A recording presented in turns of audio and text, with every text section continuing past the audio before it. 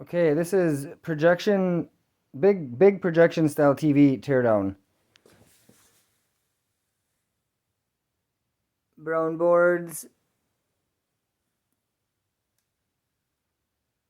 Here's the processor in it. A little bit of gold in that one. We got 3 yokes. Basically a solid magnetic copper with magnet around it. 2 shitty speakers, 8 ohms. These actually have some pretty heavy duty casters on them, which kind of impressed by them. A little bit of hardware here. Just a metal 90 brackets. And we have, this is all pretty decent size steel.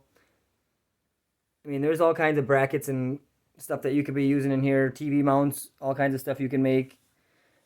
Got a little bit of wires, kind of plugs.